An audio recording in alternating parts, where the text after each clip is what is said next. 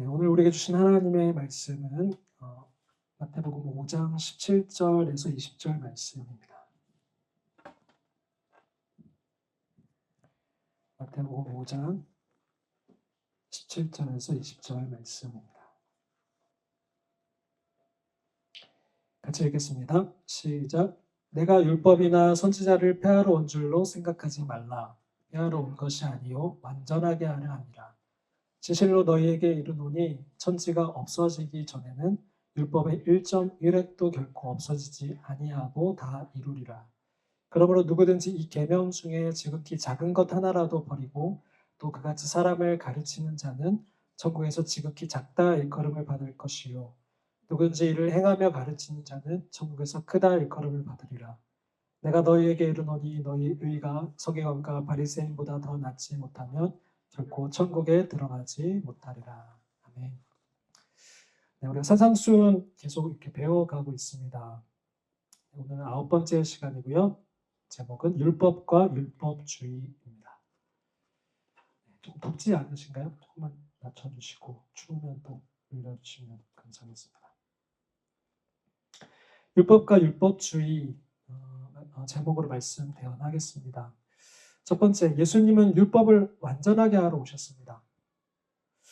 예수님의 가르침은 당시 종교 지도자들에게는 없는 권세와 힘이 있었습니다. 그리고 예수님의 삶 역시도 당시 종교 지도자들과는 매우 대조되었습니다. 예를 들면 유대인들은 거룩하기 위해서 죄인들과는 절대 접촉을 하지 않았는데 예수님은 오히려 그들에게 가셔서 식사도 하시고 또 친구도 되어주셨습니다. 또 안식일에는 안식하도록 전통과 규율을 만들어 지켜왔는데 예수님은 안식일에 병자를 고쳐주셨고요. 또 그의 제자들은 안식일에 이삭을 잘라 먹기도 했습니다. 이런 모습을 보면서 당시 종교 지도자들은 예수님이 율법 파괴주의자로 여겨졌습니다. 예수님은 그것을 모르실 리가 없으셨고요. 그래서 오늘 본문에서 이렇게 말씀을 하신 겁니다. 17절 말씀에 내가 율법이나 선지자를 폐하러 온 줄로 생각하지 말라. 그렇게 생각하지 말라는 거죠. 폐하러 온 것이 아니요 완전하게 하려 함이라. 무엇을 폐하러 온 줄로 생각하지 말라라고 되어 있습니까? 율법이나 선지자. 율법은 당시 토라라고 불렸던 모세 오경이고요. 이 선지자는 선지자들이 쓴 글, 그러니까 선지서를 말합니다. 그러니까 율법이나 선지자는 그러니까 보통 성경을 지칭하는 거였어요. 이 당시에는 구약 자체가 성경이었잖아요. 그러니까 예수님 이후에 신약이 쓰여졌으니까 그 이후에서 이제 구약과 신약이 나눠진 거지. 이 당시에는 구약 자체가 그냥 성경이었습니다. 그러니까 율법이나 선지자라고 예수님이 이렇게 말씀하신 건 성경을 뜻하는 거고요. 그 성경 안에 율법들을 내가 폐하러 온 줄로 생각하지 말라라고 말씀하십니다. 그러면서 폐하러 온 것이 아니라 오히려 완전하게 하려 합니다라고 말씀하고 계십니다. 성경의 율법을 압축하면 10가지 정도로 압축을 하면 뭐가 될까요? 성경의 율법을 10가지 정도로 압축을 하면 네, 십계명 맞습니다. 역시. 그럼 십계명을 2가지로 압축을 하면 뭐가 될까요? 십계명을. 네, 맞습니다. 하나님 사랑, 이웃 사랑. 그럼 하나님 사랑, 이웃 사랑을 아예 하나로 탁 합치면 사랑이죠, 사랑. 네. 그러니까 하나님의 율법은 곧 사랑입니다. 하나님이 주신 그 율법은 곧 사랑에서 나온 거고요. 하나님이 주신 것이기 때문에 거룩하고 의로운 것입니다. 그런데 이 사랑에서 비롯된 율법에서 율법에서 사랑이 빠져버리면 이게 바로 율법주의죠. 껍데기와 형식만 남는 율법주의가 될 겁니다. 그러니까 사랑과 율법이 대치되는 개념이 아니라 율법 자체가 하나님이 주시는 사랑이고요. 그 율법에서 사랑이 빠져버린 것이 율법주의라는 겁니다. 그러나 당시 종교 지도자들과 바리새인들은 이 율법을 주신 하나님의 그 본질을 놓쳤습니다. 그 본질이 바로 하나님 사랑, 이웃 사랑. 이것을 잃어버렸습니다. 그러나 예수님이 오셔서 이 율법을 하나님이 주신 그 의도대로 다시 재정립하려고 하시는 겁니다. 그래서 17절에 폐하러 온 것이 아니요 어떻게 하러 오셨다고요? 완전하게 하러 오신 거라고 말씀하십니다. 여기서 완전하게 하다라고 번역된 원어 플레로사이는 채우다라는 의미입니다. 채우다. 그러니까 예수님이 율법을 완전하게 하겠다라는 말씀은 율법을 버리거나 아니면 율법을 보태거나 더 만들거나가 아니라 율법을 대하는 우리의 어긋난 마음의 자세를 마치 물이 비워지고 컵만 남은 것과 같이 사랑은 없고 의식만 남은 이 율법주의에 다시 사랑을, 본질을 채워 넣으시겠다라는 말입니다. 이게 율법을 완전하게 하겠다는 예수님의 말씀입니다. 그리고 이를 위해서 예수님이 먼저 사랑으로 하나님 말씀에 순종하셨고 그리고 우리에게 본을 보여주셨습니다. 이것을 예수님이 내가 율법이나 선지자를 폐하러 온 줄로 생각하지 말라고 하시면서 폐하러 온 것이 아니요 완전하게 하려 함이라라고 하신 뜻입니다. 두 번째, 천국에서 지극히 작은 자. 반면에 바리새인들은 율법의 가장 중요한 사랑을 빼버렸을 뿐만 아니라 이 율법 자체를 선별적으로 취했습니다.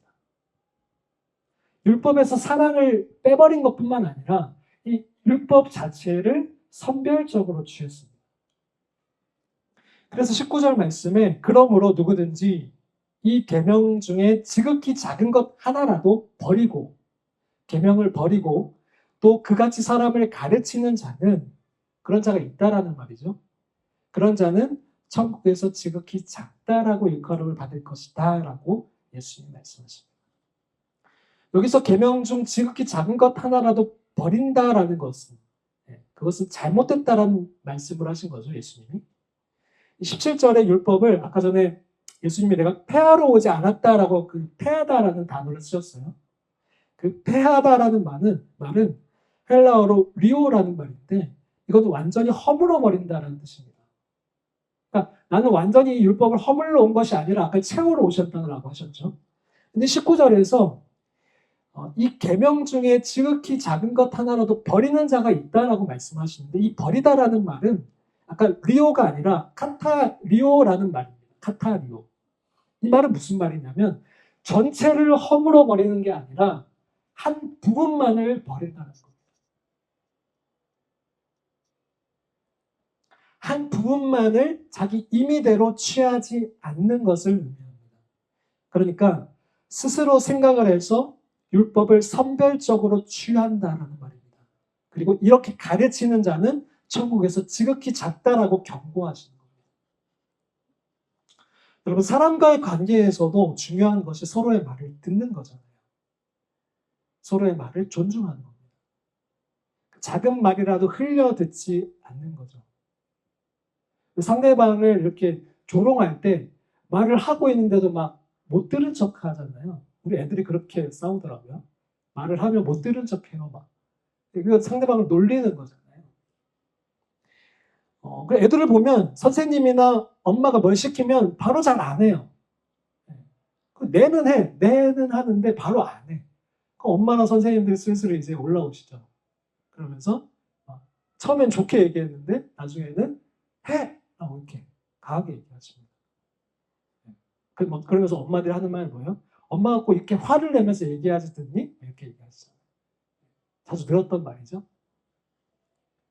어려서부터 이런 게 우리 안에 있어요. 자기중심적인 것들이. 고집이고 그 자기중심성에서 계속 굳어진 견고한 진들이에요. 이런 것들이 굳어져서 하나님의 말씀조차도 1.1획도 떨어지지 않을 거라고 하는 그 위대한 그 하나님의 말씀조차도 우리가 선별적으로 취하는 거예요. 이게 우리의 본성이에요. 너무나 많은 경우 이렇게 하나님의 말씀을 취하는 거죠. 하나님은 인격이시잖아요. 믿으시죠? 하나님은 인격이십니다. 그런데 우리는 하나님이 하시는 말을 듣고 나서 스스로 걸러 듣거나 내가 임의대로 편집을 해서 자기적으로 듣고 아니면 이건 못하겠습니다 라고 못 들은 척을 하는 그런 경우들이 너무 많습니다. 그럼에도 하나님은 어떻게 해요? 기다려주시죠. 기다려주세요. 하나님 그럼에도 사랑하시죠. 사랑해주세요. 근데 중요한 건 뭐냐면 하나님은 그럼에도 기다려주시고 사랑해주시지만 관계가 좋아질 수는 없어요.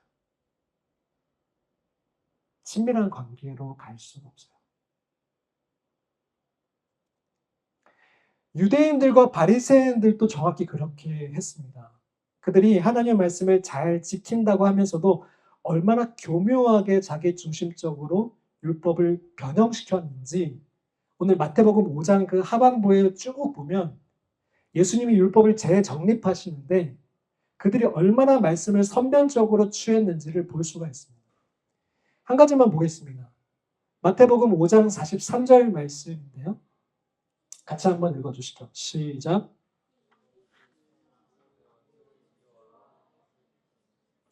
자, 이게 그 당시 유대인들이 지켰던 말씀입니다. 자, 네 이웃을 사랑하고, 맞죠? 네 원수를 미워하라 하였다는 것을 너희가 들으면서 말씀을 지켰으나 전통으로 계속 들었다는 거예요. 뭔가 이 말씀이 이상하지 않아요? 네 이웃을 사랑하고라는 말은 성경에 있어요. 레위기 19장 18절에 있어요. 원수를 갚지 말며 동포를 원망하지 말며 내 이웃 사랑하는 내 자신과 같이 사랑하라는 여호와니라. 분명히 구약 말씀에 내 이웃을 사랑하라고 되어 있어요. 근데 네 원수를 미워하라는 말이 있습니까? 구약 성경에? 없습니다. 없어요. 여기도 원수를 갚지 말라라고 되어 있죠. 근데 하나님의 말씀을 교묘하게 느슨하게 풀어버린 겁니다. 그러면서 들었다는 말은 전통으로 흘러왔다는 겁니다. 이게 하나님의 말씀보다 우선이 돼서 이 기준대로 유대인들이 바리새인들이 살았다는 겁니다. 우리가 생각할 때는 유대인들이 정말 말씀을 얼마나 사랑하고 지킨다고 생각을 해요. 근데 그 유대인조차도 하나님의 말씀을 이렇게 느슨하게 자기들의 임의에 맞게 자기적으로 만들었다는 거죠. 근데 이게 한 번에 그렇게 했으면 이게 가라키나 했겠습니까? 서서히 그렇게 되어져 온 거죠. 정말 서서히. 마치 개구리가 많이 들어봤죠. 그 뜨거운 물에 들어가면 펄쩍하고 뛰어나오겠지만 찬물에 들어가서 서서히 그 물을 데피면 서서히 어떻게 돼요?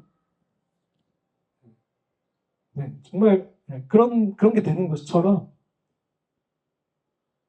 하나님의 말씀이 서서히 이렇게 왜곡되어져 온 거죠. 그러니까 이게 전통으로 내려왔는데 이게 너무나 당연시 여겨졌던 거죠. 유대인들 나름대로는 이걸 변명할 게 있긴 있습니다. 뭐냐면 유대인들이 얼마나 많은 핍박을 받고 살았습니까? 이방인들의. 그죠? 많은 이방인들의 핍박을 받으며 살았어요. 그 이방인들의 핍박을 받을 뿐만 아니라 그 이방인들에게 빌붙어서 자기들을 괴롭히는 동족들도 있었어요. 그렇게 계속 역사적으로 이어왔다는 말이죠. 그러면서 어떻게 저들도 우리가 사랑할 수 있겠어? 라고 생각을 하면서 저들은 사랑할 수 없어. 저들을 미워하는 건 정당해 라고 생각했던 거예요. 저 악마 같은 이방인들과 그 이방인들에게 붙어있는 저 사람들을 미워하는 게 정당해 라고 생각한 거예요. 근데 분명한 것은 말씀의 왜곡이었어요. 선별적으로 순종한 것이었고 그것이 굳어진 전통이 되어 후대에 전해져 온 것이었습니다. 누구보다 율법을 소중히 여겼던 그들이 이 율법주의에 빠진 것을 보면 이들이 하나님과의 친밀함에서 벗어나서 이 율법을 하나님의 사랑에서 온 것이 아니라 이것은 짐이요 멍해라고 여기기 시작했기 때문입니다. 그리고 짐이라고 여겨지게 되면 이 율법이 아까 제가 사랑이라고 그랬잖아요. 근데 이 율법이 짐이라고 여겨지기 시작하면 인간의 본성은 이 짐을 조금씩 덜어내고 싶은 게 인간의 본성입니다. 그럼 거기에다가 더 이상 하나님의 말씀에 대한 존중은 없어지게 되고요. 그 말씀의 기준이 높게 느껴지더라도 친히 그 말씀대로 살게 하실 하나님에 대한 줄이고 목마름도 사라지게 됩니다. 그럼 어떻게 되죠? 나태해지고 안일해지게 됩니다. 그리고 말씀을 선별적으로 순종하게 됩니다. 그리고 하나님의 생명은 사라지게 됩니다. 우리도 마찬가지입니다. 우리 마음대로 말씀의 기준을 선별하여 버리면 안 됩니다. 마치 율법과 사랑은 서로 반대되고 모순된 것이라고 말하면서 이 하나님의 말씀의 권위를 무너뜨리고 현대사회의 가치에 따라서 느슨하게 신앙생활하는 것이 이 신약시대의 특권이라고 이야기해서는 안 됩니다. 하나님이 우리가 행복하기를 원하시지 않겠습니까? 전 이런 말 많이 들어봤거든요. 청년들에게서. 목사님, 하나님이 우리를 행복하기를 원하시지 않겠습니까? 그러니까 그 율법처럼 율법을 따라가면서 우리가 힘들기를 원하지 않으실 거예요. 맞는 말입니까? 거짓입니다. 왜곡입니다. 정당하지 않아요. 율법주의에 빠지면 나타나게 되는 열매가 바로 안일함입니다. 오늘 예수님은 오히려 그 반대로 말씀을 하십니다. 율법은 1.1획도 없어지지 아니할 것이다 라고. 그리고 신앙의 본질은 하나님의 사랑으로 율법을 완성하라고 하십니다. 우리가 사상수훈 지금 9번째 시간인데요. 어렵습니다. 저도 어렵고요. 그러나 그것이 지금 역시 우리 그리스도인들에게 삶이 기준이 되어야 한다는 것은 너무나 명확합니다. 쉽진 않지만 그래서 예수님께서 우리에게 원하셨던 자세가 가난한 마음이고 애통한 마음입니다. 그렇게 주님을 매일 찾을 때에 내 의가 아니라 하나님의 그 의로 우리를 완성해 가실 것입니다. 우리가 올바른 신앙 가운데 있을 때 거기에 애통함과 갈급함이 저절로 나오게 되어 있습니다. 하나님의 사람들은 자신들이 얼마나 가난하고 눈멀고 벌거벗었는가를 인식하는 데서 그 신앙이 시작되었습니다. 고집과 교만이 아니라 겸손하게 말씀에 반응하면서 신앙이 비로소 시작되었습니다. 그리고 그들은 기꺼이 모든 것을 걸고 달려가게 되었습니다. 그때 그리스도인들은 소금통 안의 소금이 아니라 세상의 소금과 빛이 되었습니다. 우리를 은혜로 구원하신 아버지의 이름을 높이며 그분을 영화롭게 하는 자들이 되었습니다. 그것이 하나님의 사랑이고 하나님 자녀의 자녀다움입니다. 하나님은 내가 행복하기를 원하시잖아 라고 함부로 말하지 마십시오. 아이가 행복해 한다고 사탕과 젤리만 주는 부모는 없습니다. 그게 아이를 위한 행복이 아니에요. 제 첫째 아이가 아이스크림을 8개월 때 먹었어요. 제가 줬을까요? 절대 그럴 리가 없죠. 어떤 할아버지가 귀엽다고 아이스크림을 줬는데 애가 얼마나 그 맛이 맛있겠어요. 이유식만 먹다가 얼마나 달고 눈이 획 돌아가더라고요. 그래서 완전히 혓바닥을 날름날름하면서 그 할아버지를 쫓아가는데 그 할아버지가 재밌다고 계속 주시는 거예요. 죄송합니다. 뺏어와서 혓바닥을 딱 닦고. 그 아이 눈에는 제가 얼마나 야속했겠어요. 얼마나 야속했겠어요. 저게 아빠야?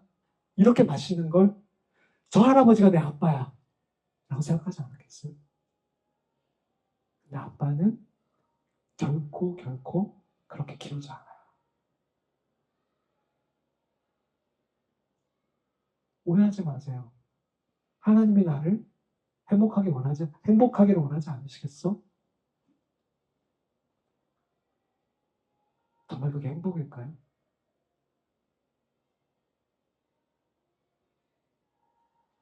세 번째, 천국에서 큰 자. 그래서 예수님은 반대로 천국에서 크다 일컬음을 받을 자가 누구인지도 말씀하십니다. 19절 말씀을 같이 다시 한번 읽겠습니다. 시작. 그러므로 누구든지 이 계명 중에 지극히 작은 것 하나라도 버리고 또 그같이 사람을 가르치는 자는 천국에서 지극히 작다 일컬음을 받을 것이요 누구든지 이를 행하며 가르치는 자는 천국에서 크다 일컬음을 받으리라. 누가 큰 자입니까? 누구든지 이를 행하며 하나님의 말씀을 행하며 가르치는 자가 천국에서 크다. 지극히 클 수는 없죠. 지극히 큰 거는 오직 우리 하나님밖에 없으시니까. 근데 그런 자들이 천국에서 큰 자라는 것. 이를 행하며 가르치는 하나님의 말씀을 내 마음대로 가감하여 선별적으로 순종하는 자들이 아니라 하나님의 그 말씀 앞에 엎드려 그 말씀을 온전히 따라가는 순종하는 자들이 천국에서 큰 자라는 말이에요. 네 번째, 서기관과 바리새인보다 나은 의를 가지라. 물론 서기관과 바리새인들도 이 율법에 순종하는 것이 그들의 삶을 지배하는 최고의 열정이었습니다.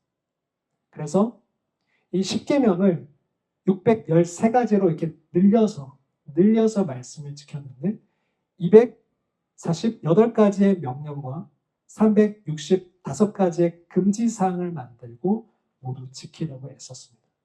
그러나 그건 역시 아까 살펴봤지만 선별적인 순종이었습니다.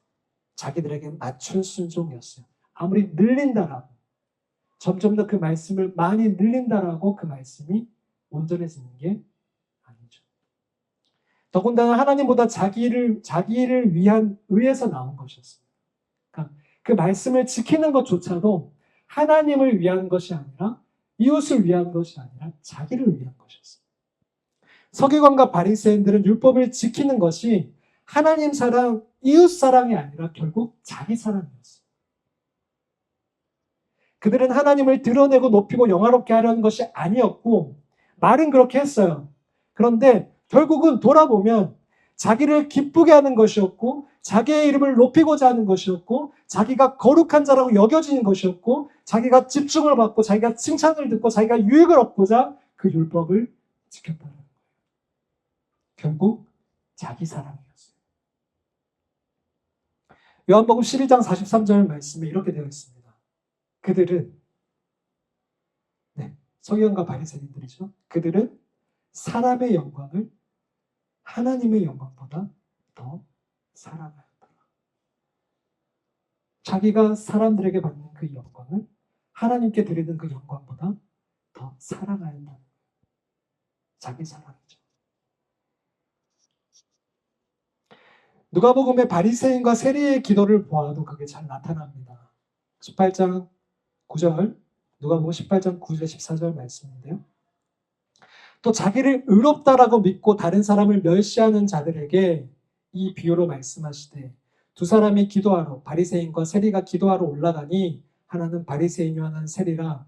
바리새인은 서서 따로 기도하여 이르되 서서 따로 기도했대요. 자기가 구별했다 생각한 거죠.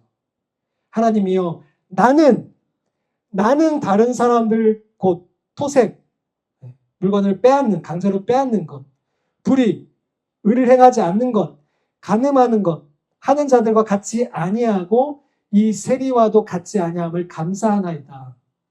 나는 일주일에 2번씩 금식하고 또 소득의 11조를 드리나이다. 소득의 11조를 그냥 드리는 게 아니라 여러분 상품권이나 기프티콘 들어온 것도 하나 콩이 많아 누가 콩을 한 자루 줬어. 그럼 그걸 하나하나 세서 그걸 11조를 한 사람들이 바로 바리새인들이었어요. 근데 하나님 앞에서 기도를 하는데 그 어디에도 하나님의 도움을 구하거나 긍휼을 바라고 의지하는 말이 없어요. 대신에 자기는 성경에 금식을 1년에 한 번 하라고 되어 있는데 자기는 일주일에 2번을 했고 남의 돈을 빼앗지 않았고 불의하지 않았고 간음하지 않았다라며 자신의 경건을 과시했어요. 자기 사랑이죠. 자기 사랑에 빠진 나머지 하나님을 예배하는 마음도 그분의 긍휼을 바라는 마음도 심령이 가난한 마음, 애통하는 마음도 어디에도 이 기도문에 찾아볼 수가 없어요. 기도 역시 자기 만족이에요. 그죠? 나는 자기 사랑. 예수님은 이러한 의를 넘어서지 않으면 우리가 천국에 들어갈 수 없다라고 말씀하는 겁니다. 20절, 내가 너희에게 이르노니 너희의 의가, 우리 그리스도인 제자들의 의가 이 서기관과 바리새인보다 더 낫지 못하면 결코 천국에 들어가지 못하리라고 말씀하십니다. 많은 사람들은 그 의가, 우리가 의롭게 사는 것이 doing, 행위라고 생각을 합니다. 이때나 지금이나. 그러나 예수님은 행위 이전에 being, 그 자세가 먼저라고 하시는 거예요. 그러면서 이 바리새인과 서기관들의 그 doing을 넘어서는 그 자세를 바르게 하고, 그리고 이 doing, 행위도 버리지 말라라고 하시는 거예요. 어떤 사람들은 나는 자세가 있으니까 그 형식 중요하지 않아, 나 안 해도 돼 라고 하는 사람들이 있어요. 이거는 율법주의자가 무법주의, 형식 파괴주의자들. 이것도 하나님 원하시는 게 아니에요. 그 자세가 있으면 doing이 나온다는 거죠. 그리고 그 마음을 담을 그릇이 있어야지 그 마음을 온전히 담을 수 있다는 거죠.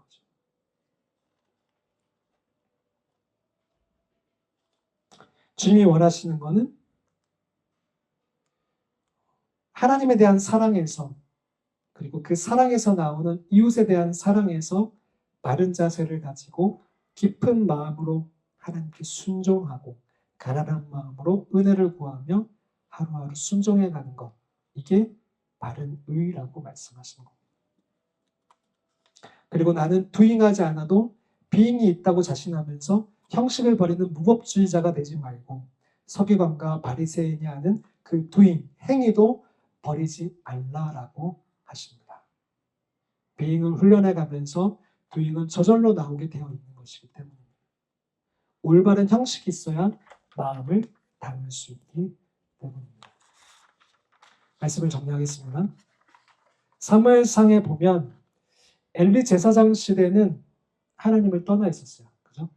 엘리 제사장, 사무엘이 나올 때 그 엘리 제사장 시대에는 그 시대 사람들이 하나님을 떠나 있었어요. 그러나 하나님을 떠났다는 것이 곧 예배를 드리지 않았다라는 것은 아니었어요.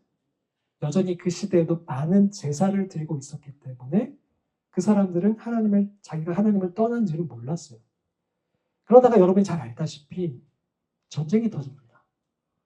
누구와 전쟁이 터집니까? 블레셋과 전쟁이 터집니다.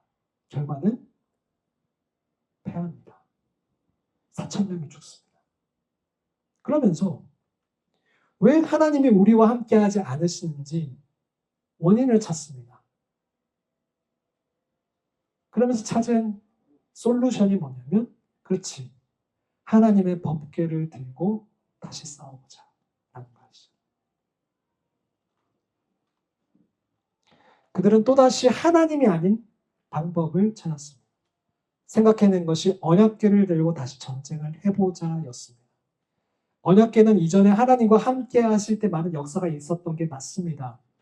그러나 그 당시에 그들이 하나님과 함께 있었기 때문에 그 언약궤가 하나님과 함께, 그들과 함께 메고 갈 때 전쟁에서 승리했던 거죠. 근데 지금 하나님이 떠나 계신데, 예배가 지금 예배가 지금 죽어 있는데, 하나님 임재가 없는데 그냥 그 법궤만을 들고 간다? 결과가 어떻게 됐을까요? 처참하게 깨졌습니다. 3만 명이 죽었습니다. 도망치고 죽임당하고 빼앗기고, 도망치고 죽임당하고 빼앗기고, 하나님의 백성들이 이방인들에게, 세상 사람들에게 도망치고 죽임당하고 빼앗깁니다. 조롱당합니다. 율법주의에는 하나님의 생명이 없습니다. 자기 의를 의지하는 율법주의 신앙의 가장 무서운 점은 하나님의 진정한 의, 하나님의 진정한 은혜를 전혀 경험할 수 없다는 것. 우리는 하나님의 은혜가 없이는 한순간도 설 수 없고 세상과 죄에 패배할 수밖에 없는 존재임에도 불구하고 그 하나님의 은혜를 경험할 수 없다는 겁니다. 그래서 이스라엘 백성들은 블레셋과 싸우는 족족 패하고 죽임당하고 빼앗겼습니다. 그런데 뭐가 잘못됐는지를 몰랐어요. 율법주의는 자신의 삶에 생명이 없는데도 도망치고 빼앗기고 죽임당하면서도 하나님께로 돌아갈 생각을 하는 겁니다. 내가 그 형식을 지키고 있으니까.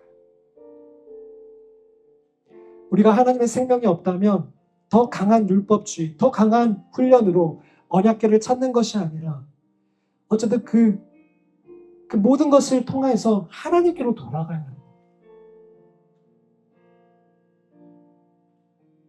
신앙의 본질은 너무나 잘 우리가 귀에 딱지가 않도록 들었기 때문에 너무나 잘 놓치는 뭡니까? 하나님과의 관계입니다. 사랑입니다. 그리고 하나님과의 관계가 되어야지 그분의 생명이 우리의 삶에 흘러가게 되어 있습니다. 그렇다면 만약 우리 삶에 하나님의 생명이 없다라면, 깊은 친밀함이 없다라면 문제가 생긴 겁니다. 가만히 있어야 되는 게 아니라 문제가 생긴 겁니다. 우리가 드리는 이 예배가 하나님과의 관계를 깊게 하는 예배인지 돌아봐야 하는 겁니다. 내가 이 예배를 통해서 하나님을 구하고 있는지, 내가 뭔가 얻기를 위한 그 하나님의 은혜만을 구하고 있는지. 말씀 묵상도 그렇고요, 기도도 그렇고요, 영성 얘기나 다 마찬가지입니다. 그 자체는 너무나 필요한 것들이지만 그것을 통해서 우리는 하나님을 사랑하는 그 자리로 가야지 되는 겁니다. 그래야지 그게 의미가 있는 겁니다. 만약 그렇지 않다라면 율법주의에 빠져 있는 것입니다. 오늘 드리는 이 예배가 여러분이 지금 받으시는 그런 훈련들이, 그리고 여러분의 교회 생활이 하나님께 무엇을 얻기 위한 수단이 아니라 내 마음을 깨트리고 가난하고 애통해하며 하나님의 얼굴을 구하는 것들이 되기를 축복합니다. 그리고 그 과정 가운데 하나님이 말씀하시면 그 말씀을 하나도 과감하지 않고 기꺼이 대가를 치르고 순종하는 자들이 천국에서 큰 자들. 기도하겠습니다.